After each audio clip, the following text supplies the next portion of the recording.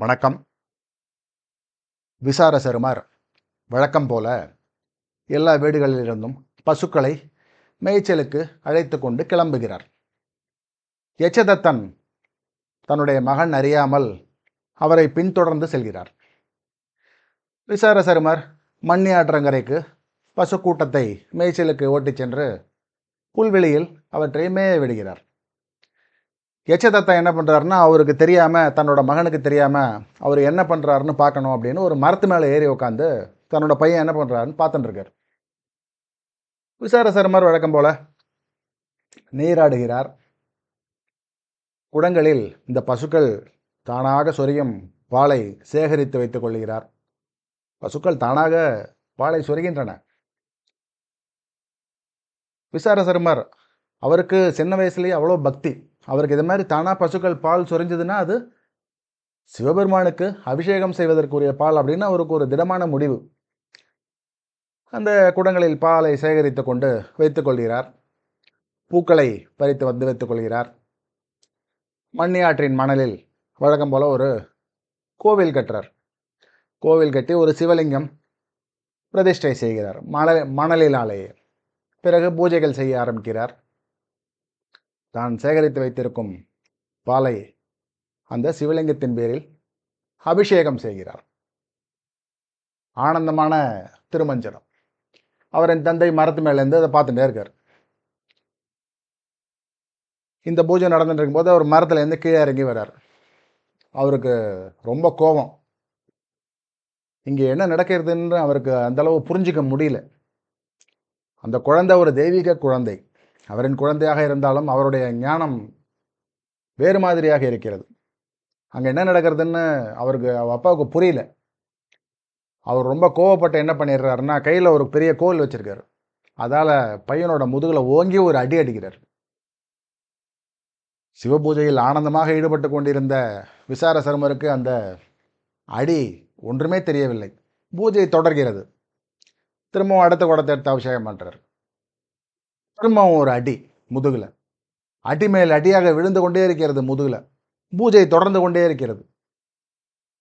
எதுவுமே தெரியல அவருக்கு. அவர் பாட்டுக்கு பூஜை பண்ணிட்டே இருக்கார். அப்படி ஒரு ஈடுபாடு அந்த பூஜையில். இந்த யச்சதத்தனுக்கு ரொம்ப கோபம்.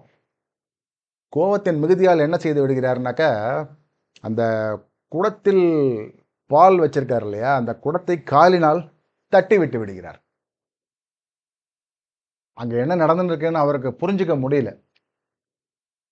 அதை தட்டி விட்ட உடனே அந்த விசாரசருமர் அப்படி நிமிர்ந்து பார்க்கிறார். தன்னுடைய தந்தை இந்த பூஜைக்காக வைத்திருந்த பால் குடத்தை காலினால் உதைத்தது தன்னுடைய தந்தை அப்படின்னு பார்க்கிறார்.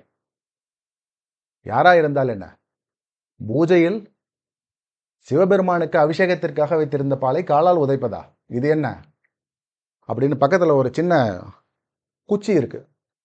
அந்த குச்சியை கையில் எடுக்கிறார். அவர் தந்தையின் கால்களை நோக்கி வீசுகிறார். சிவபெருமானின் முழுமையான அருள் பெற்ற குழந்தை. அந்த குச்சி ஒரு மழு என்னும் கருவியாக மாறி, ஒரு கொலை கருவியாக மாறி அவருடைய தந்தையின் கால்கள் இரண்டையும் வெட்டி எறிகிறது. இரண்டு கால்களும் வெட்டுப்பட்ட நிலையில் யச்சதத்தன் கீழே விழுந்து உயிர் துறக்கிறார். அவ்வளவுதான். பூஜைக்கு வந்த இடையூறும் முடிந்தது. திரும்பியும் பூஜை ஆரம்பிக்கிறது. பாலை எடுத்து அபிஷேகம் செய்ய ஆரம்பிக்கிறார். ஆஹா, பூதகடங்கள் சூழ சிவபெருமானின் அற்புதமான காட்சி. இது என்னப்பா அது அப்படின்னு சொல்லிட்டு அவர் முன்னாடி வந்து அவர் விசாரசருமனுக்கு ஒரு காட்சி அளிக்கிறார். அது ஞான குழந்தை சிவபெருமானை தொழுது நிற்கிறார்.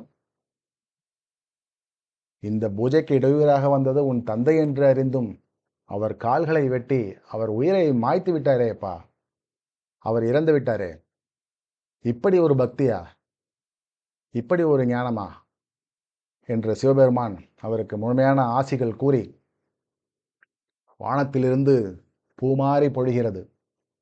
தேவர்கள் தேவகானம் இசைக்கிறார்கள்.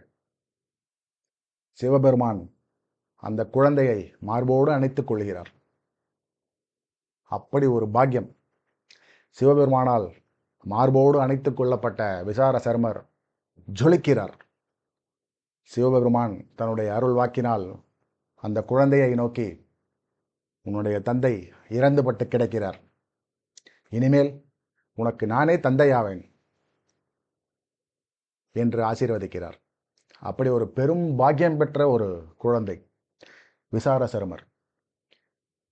இன்றிலிருந்து நான் உண்ட கலமும் உடுப்பனவும் சூடுபனவும் உனக்கே உரிமையாம் என்ற அருள் வாக்கியம் சிவபெருமான் அந்த விசார சருமரை நோக்கி சொல்லுகிறார். சண்டீச பதவி அவருக்கு அருள்கிறார். தன்னுடைய தொண்டர்களுக்கெல்லாம் தலைவர், அப்படி ஒரு பதவி, சண்டீச பதவி விசார சருமருக்கு சிவபெருமானால் அந்த நிமிஷமே வழங்கப்படுகிறது. வானிலிருந்து பூமாரி பொழிகிறது. அந்த உடலோடையே சண்டீச பதவி ஏற்றுக்கொள்ளும் ஒரு பெரிய பாக்கியம் விசார சருமருக்கு கிடைக்கிறது. அவருடைய தந்தை யசதத்தன் பூஜைக்குரிய பாலை காலால் தட்டிவிட்ட பாவம் சேர்ந்த பின்னாலும் இந்த குழந்தையின் கையினால் மாண்டுவிட்ட காரணத்தினால் சிவலோகம் செல்கிறார். அவரை சூழ்ந்தவர்களும் சிவலோகம் செல்கிறார்கள். இந்த குழந்தை தன்னுடைய உடலோட கூட சண்டீச பதவி ஏற்றுக்கொள்ளுகிறார். அப்படி ஒரு அருமையான பாக்கியம் சிவபெருமான் கட்டி அணைத்து கொடுத்த பதவி சண்டீச பதவி.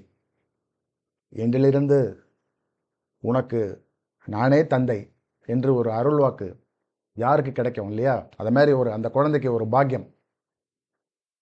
சண்டீச பதவி, சண்டீச நாயனார். விசார சருமர் என்னும் குழந்தை சண்டீச பதவியில் சிவபெருமானாலேயே அமர்த்தி அழகு பார்க்கப்படுகிறது. சண்டீச நாயனார்.